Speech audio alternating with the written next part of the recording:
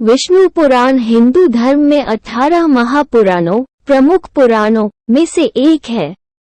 इसे एक पवित्र ग्रंथ माना जाता है जिसमें हिंदू धर्म के प्रमुख देवताओं में से एक भगवान विष्णु से संबंधित कहानियां और शिक्षाएं शामिल हैं। माना जाता है कि विष्णु पुराण की रचना 3वीं और 5वीं शताब्दी के बीच हुई थी और यह संस्कृत में लिखा गया है। विष्णु पुराण को 6 पुस्तकों अंशों में विभाजित किया गया है, जिनमें से प्रत्येक में कई अध्याय हैं। पहली पुस्तक ब्रह्मांड के निर्माण से संबंधित है, जबकि दूसरी और तीसरी पुस्तकें विभिन्न राजवंशों और राजाओं की वंशावली का वर्णन करती हैं।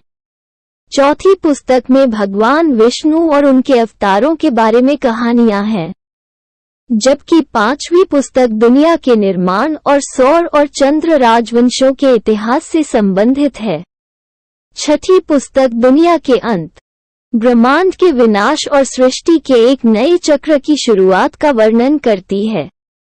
विष्णु पुराण को हिंदू धर्म में सबसे महत्वपूर्ण ग्रंथों में से एक माना जाता है और इसका भारतीय संस्कृति, कला और साहित्य पर महत्वपूर्ण प्रभाव पड़ा है। पुराण हिंदू ब्रह्मांड को आबाद करने वाले देवताओं, राक्षसों और अलौकिक प्राणियों के अपने विशद वर्णन के लिए जाना जाता है।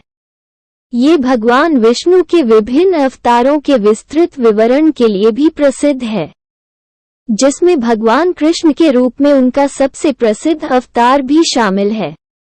विष्णु पुराण के केंद्रीय विषयों में से एक धर्म की अवधारणा है, जो मानव व्यवहार को निर्देशित करने वाले नैतिक और नैतिक सिद्धांतों को संदर्भित करता है। पुराण आध्यात्मिक मुक्ति प्राप्त करने और मानव जीवन के उच्चतम लक्ष्य को प्राप्त करने के लिए धर्म का पालन करने के महत्व पर जोर देता है, जो परमात्मा के साथ मिलन है। विष्णु पुराण में योग और ध्यान पर कई महत्वपूर्ण शिक्षाएं भी शामिल हैं, जिन्हें आध्यात्मिक साधकों के लिए आवश्यक अभ्यास माना जाता है। पुराण ध्यान की गहरी अवस्थाओं को प्राप्त करने और आध्यात्मिक ज्ञान प्राप्त करने के लिए विभिन्न तकनीकों का वर्णन करता है। अपनी आध्यात्मिक शिक्षाओं के अलावा विष्णु पुराण में प्राचीन भारत के बारे में महत्वपूर्ण ऐतिहासिक और सांस्कृतिक जानकारी भी शामिल है। पुराण उन लोगों के रीति रिवाजों, विश्वासों और प्रथाओं का वर्णन करता है जो उस समय रहते थे जब इसकी रचना की गई थी, और यह प्राचीन भारतीय समाज की सामाजिक और राजनीतिक संरचनाओं में मूल्यवान अंतर्दृष्टि प्रदान करता है। विष्णु पुराण के सबसे दिलचस्प पहलुओं में से एक इसकी कई कहानियां और किंवदंतियां हैं, जो अक्सर रहस्यमय और गूढ़ होती हैं। इन कहानियों में शक्तिशाली राक्षसों और अलौकिक प्राणियों की कहानियों के साथ साथ विभिन्न देवताओं और नायकों के कर्मों और कारनामों का लेखा जोखा शामिल है। विष्णु पुराण में सबसे प्रसिद्ध कहानियों में से एक भगवान विष्णु के भक्त प्रहलाद की कहानी है, जिसे उसके राक्षसी पिता हिरण्यकशिपु ने सताया था। विभिन्न प्रकार की यातनाओं और उत्पीड़न के बावजूद प्रहलाद भगवान विष्णु के प्रति अपनी भक्ति में दृढ़ रहे और अंततः अपने पिता के अत्याचार पर विजय प्राप्त की। विष्णु पुराण में एक और महत्वपूर्ण कहानी समुद्र मंथन की कथा है, जिसमें अमृतत्व का अमृत प्राप्त करने के लिए ब्रह्मांडीय महासागर का मंथन करने के लिए देवताओं और राक्षसों का एक साथ आने का वर्णन है।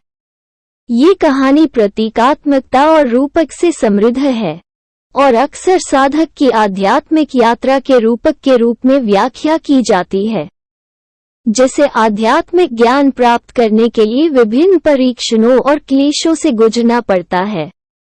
विष्णु पुराण में भगवान कृष्ण के बारे में कई आकर्षक कहानियां भी हैं, जो हिंदू धर्म में सबसे प्रिय और पूजनीय व्यक्तियों में से एक हैं।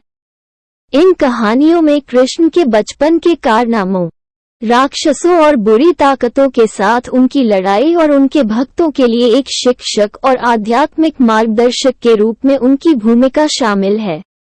इसकी कहानियों और शिक्षाओं के अलावा विष्णु पुराण में कई भजन और प्रार्थनाएं भी शामिल हैं जो आज भी धर्मनिष्ठ हिंदुओं द्वारा पढ़ी जाती हैं।